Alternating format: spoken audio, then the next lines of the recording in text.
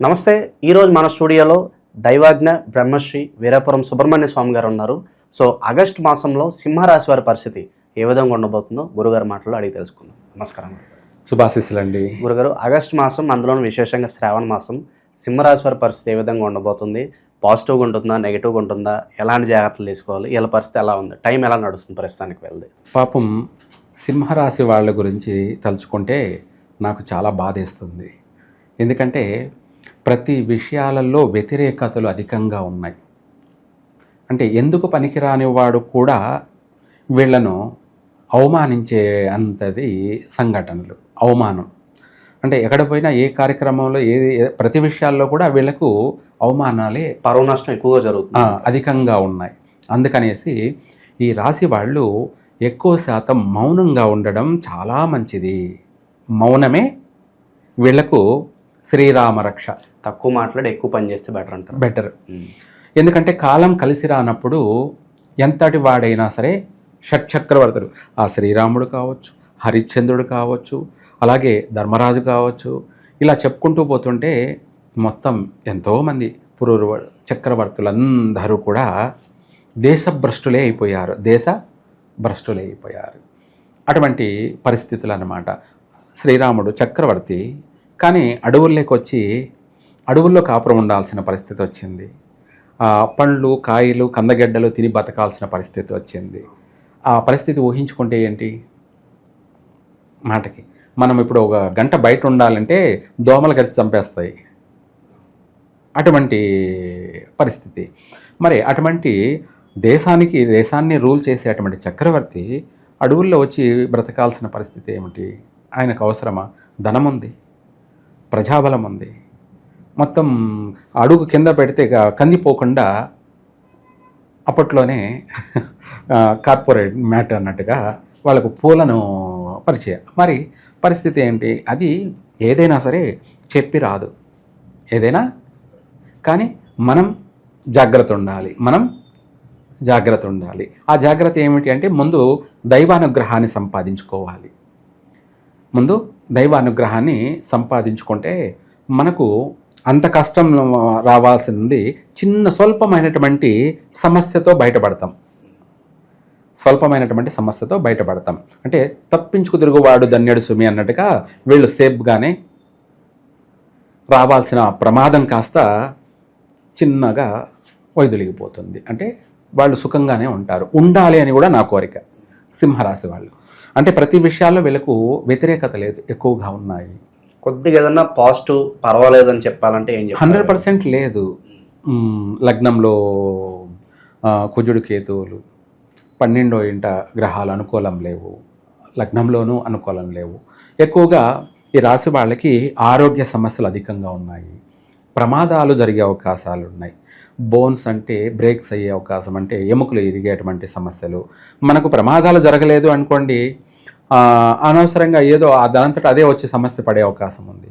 పండ్లు పూడ్చడం దానివల్ల బాధ, తలకు సంబంధించినటువంటి దీర్ఘకాలికమైనటువంటి పెయిన్, బాధలు, లేదా ప్రమాదాలు జరిగే అవకాశాలు ఎక్కువగా ఉన్నాయి. వీటన్నిటి నుంచి మనం తప్పించుకోవడానికి మనము అనునిత్యం దైవారాధన, అంటే దైవ దర్శనం చేసుకోవడమే శుభప్రదము.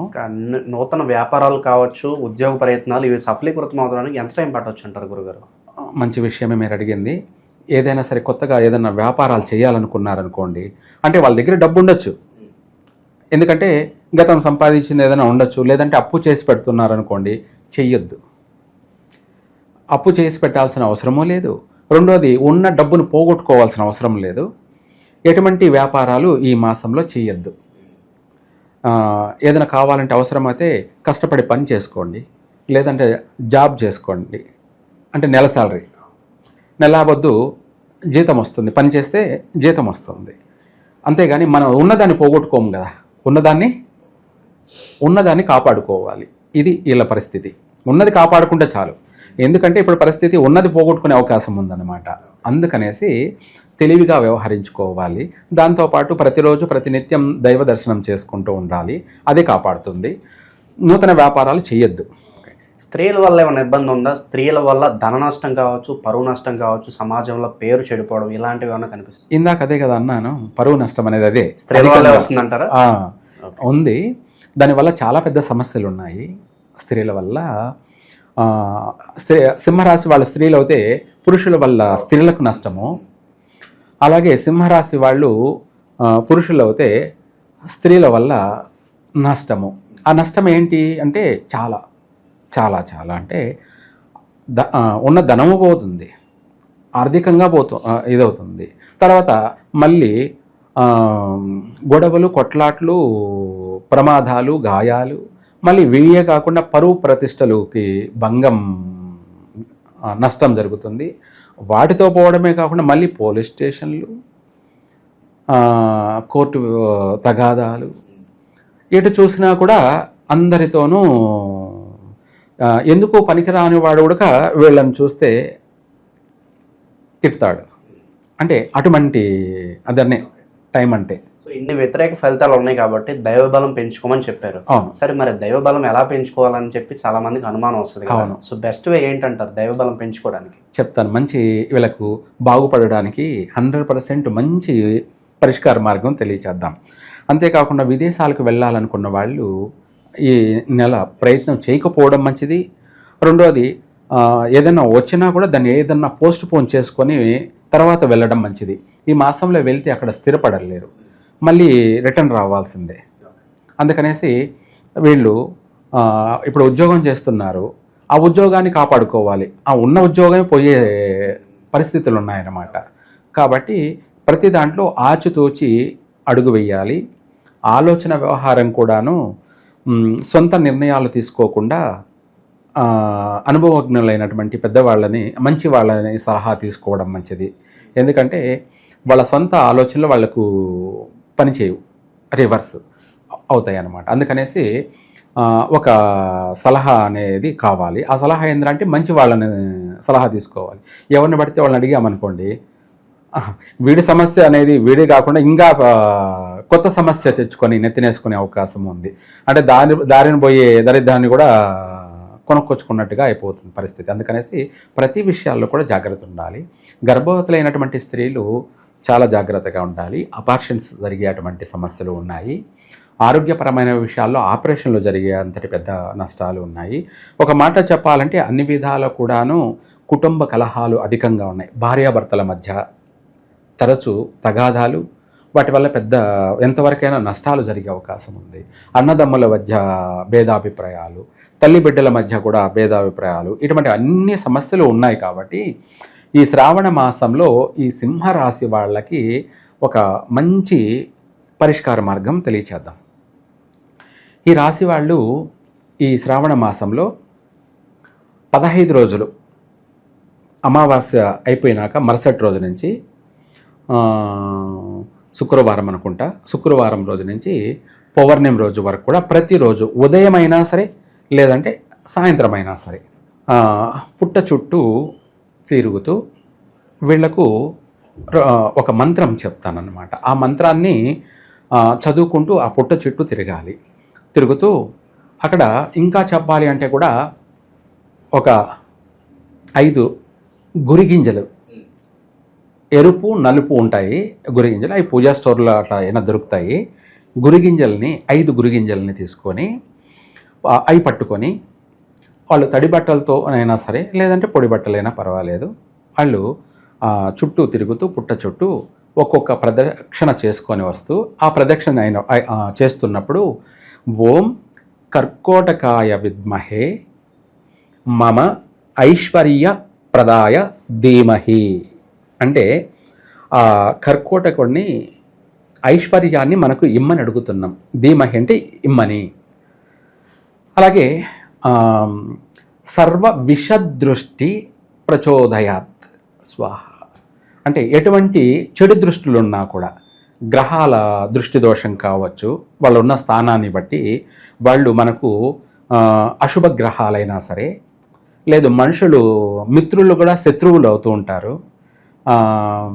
అటువంటి వాళ్ళ ప్రభావం అయినా సరే, ఎటువంటి చెడు దృష్టిలు ఉన్నా కూడా, ఏ ఉన్నా కూడా, ఎంతటి సమస్యనైనా సరే పటాపంచలు చేయమని పటాపంచలంటే ఏది కూడా మనకు తెలియకూడదు, నష్టము అనే వినికిడి రాకూడదు. అంటే ఈ మంత్రాన్ని పఠిస్తూ ఓం కర్కోటకాయ విద్మహే మమ ఐశ్వర్యప్రదాయ ధీమహి తన్నో సర్వ విషదృష్టి ప్రచోదయాత్ స్వాహ. ఈ మంత్రాన్ని ఒకసారి ప్రదక్షిణ చేసుకొని వచ్చి ఆ గురిగింజ తీసుకొని పుట్టలో వేసేయాలి. అలా 5 ప్రదక్షిణలకి 5 గురిగింజల్ని ఆ పుట్టలో వేసినట్టయితే మన చేతిలో పట్టుకొని వాటిని తీసి పుట్టలో వేయడం ఏంటంటే, మనం ఉండిలో కానుకలు వేస్తాం. ఏమేస్తాం? ఎందుకు వేస్తాం? కోరికలు తీరడానికి. కరెక్టా కాదా? అంతకంటే భయంకరమైనటువంటి కోరికలైనా సరే, జన్మ జన్మల నుంచి మన పెండింగ్ పడినటువంటి కోరికలైనా 100% తీరుతాయి. మన కోరిక ఏదైతే ఉందో ఆ కోరిక తీరాలి అంటే ఆ గురిగింజని ఆ పుట్టలో వేయడం. సకల కోరికలన్నీ కూడా నెరవేరే అవకాశం ఉంది. అంటే కష్టకాలంలో కూడా సుఖంగా, కష్టాలలో కూడా సుఖంగా జీవించడానికి ఇది 100%. ఆ 15 రోజులు చేయండి, చూడండి, తర్వాత మీరే తెలియజేస్తారు. కష్టాలలో కూడా వాళ్ళు సుఖపడతారు. ఏ కష్టాలు రాబోతున్నాయి అని చెప్పి గురువుగారు చెప్పారు, బాగలేదే అని చెప్పి భయపడిపోవాల్సిన అవసరం లేదు, భయపడాల్సిన ప్రసక్తే లేదు. భగవంతుడు ఉండంగా మనకేంటి?